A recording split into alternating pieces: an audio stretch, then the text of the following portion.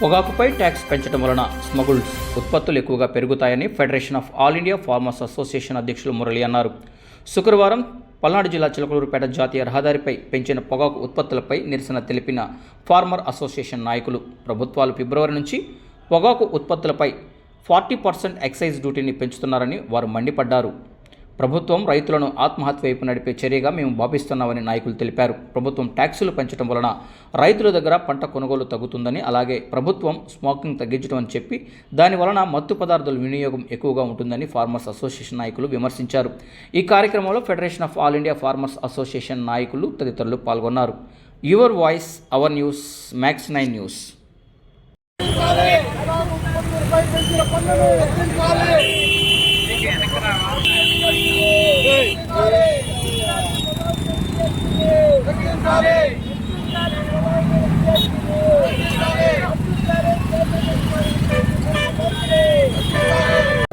Market trade ఎక్కువ rate కొరకు తగ్గించేటువంటి సమస్య ఉంది. అది కూడా కాక ఇతర దేశ స్మగుల్డ్ దొంగ సిగరెట్లు ఎక్కువ రావడానికి కూడా కంట్రోల్ ఉంది. మన దేశంలో పండే 30 మిలియన్ల పొగాకు సిగరెట్లు ఇతర అన్ని దేశాల నుంచి కూడా భారతదేశానికి వస్తుంది. ఇక్కడ తయారు చేసేటువంటి కంపెనీలు కూడా వాడు తక్కువ రేటుకు అమ్ముకోవాలనే ఉద్దేశంతో వాళ్ళు స్మగుల్ సిగరెట్ 10 పైసలకు ఇస్తే మన వాళ్ళు ఇక్కడ కింగ్ సిగరెట్ 50 పైసలు రూపాయికి ఎవడుకుంటారు. అందువల్ల మా రైతుల యొక్క డిమాండ్ ఏంటంటే కేంద్ర ప్రభుత్వం విధించినటువంటి పన్నును వెంటనే వెనక్కి తీసుకోవాలని చెప్పి కోరుకుంటూ సెలవు తీసుకుంటున్నాం.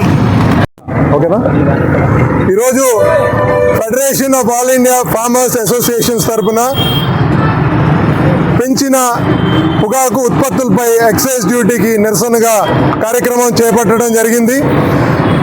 మనందరం చూస్తూ ఉన్నాం, చాలా రోజుల నుంచి మీడియాలో కథనాలు వస్తూ ఉన్నాయి. ఫిబ్రవరి నుంచి 40% దాకా ఉత్పత్తులపై ఎక్సైజ్ డ్యూటీ పెంచడం జరుగుతుందని చెప్పి ప్రభుత్వ వర్గాల ద్వారా తెలియజేస్తూ ఉన్నారు. ఇది రైతులకి వాళ్ళని ఆత్మహత్యల వైపు నడిపే చర్యగా మేము భావిస్తున్నాము. ఎందుకంటే ఇప్పటికే చాలా ఎక్కువగా ట్యాక్సెస్ వేస్తూ ఉన్నారు.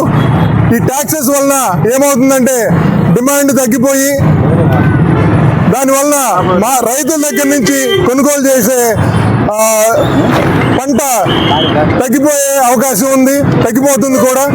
అదేవిధంగా గవర్నమెంట్ ఏంటంటే దీన్ని డిస్కరేజ్ చేసి, స్మోకింగ్ అనేది డిస్కరేజ్ చేసి ఉత్పత్తులు వాడకం డిస్కరేజ్ చేయడానికి పెంచుతున్నాం అంటున్నారు.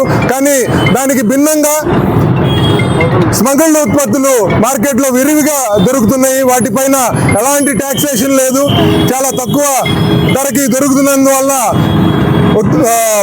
వినియోగదారులు దానివైపు మళ్ళుతున్నారు.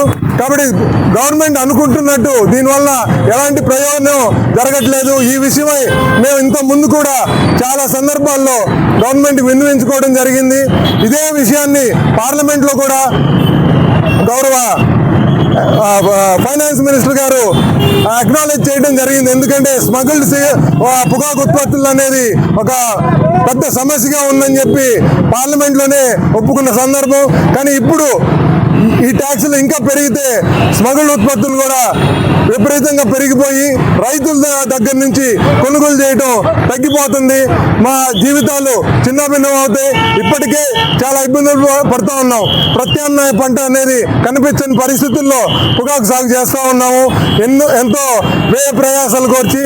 కాబట్టి ప్రభుత్వం వారు వెంటనే పునరాలోచించి ఈ పెంచినటువంటి ఎక్సైజ్ డ్యూటీని వెంటనే తగ్గించాలని చెప్పి డిమాండ్ చేస్తూ ఉన్నాం.